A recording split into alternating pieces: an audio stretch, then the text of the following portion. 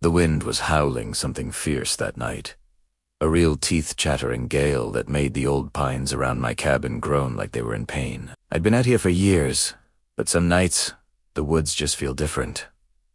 More alive, more watchful. I was in the middle of a late-night read, cozy by the fire, when the power flickered and died. Total blackout. Not a big deal, I thought. I've got my trusty high-powered flashlight right here on the mantelpiece. Except it wasn't. I searched everywhere. The mantel, the kitchen counter, my bedside table.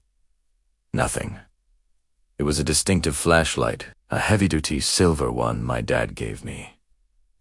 I never misplaced it. Annoyed and a little spooked by the oppressive dark, I lit a few candles and decided to wait for morning. The storm raged on, and strange noises punctuated the wind's howl-snapping twigs too close to the cabin. A low, guttural sound that wasn't any bear or coyote I'd ever heard. I chalked it up to the storm playing tricks on my ears, and eventually drifted into an uneasy sleep. The next morning, the sun was out, and the forest floor was a mess of fallen branches and damp leaves. I decided to check my property line, see if any trees had come down on the fence.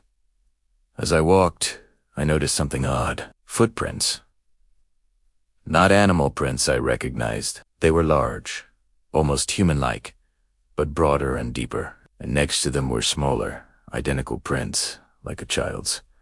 My heart started to pound. I'd heard the local legends, of course. The stories old-timers tell about the hairy men of the mountains. I'd always dismissed them as campfire tales. I followed the tracks, a mix of curiosity and dread pulling me deeper into the woods. They led me towards a dense thicket of ferns and moss-covered rocks I usually avoided. The tracks were fresh, the mud still soft. As I rounded a huge, ancient cedar tree, I stopped dead. There, huddled in a small clearing, was a creature I couldn't believe I was seeing. It was small, maybe the size of a 5-year-old child, covered in shaggy, reddish-brown fur. It had large, dark, intelligent eyes that stared back at me. Not wheat fear, but with a kind of cautious curiosity. A baby Bigfoot. My mind was reeling. I couldn't move, couldn't breathe. It just sat there, clutching something in its little, hairy hands. And that's when I saw it.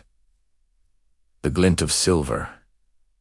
The familiar ridged handle. It was my flashlight. The baby creature was holding my missing flashlight, clicking the switch on and off, fascinated by the beam of light that flickered weakly in the morning sun. It looked up at me, then at the flashlight, and let out a soft, cooing sound. Before I could even process what to do next, a deeper sound echoed from the trees behind it, a low, rumbling growl that vibrated through the ground. The baby creature looked over its shoulder, turned back at me. It gently placed my flashlight on a mossy rock, gave one last curious look, and then scurried off into the dense undergrowth, disappearing as quickly as it had appeared. I heard the rustling of something massive moving away through the trees, following the little one. I stood there for what felt like an eternity, staring at the spot where it had been. Then, slowly, I walked over and picked up my flashlight. It was a little muddy, but otherwise unharmed. Why did it take my flashlight?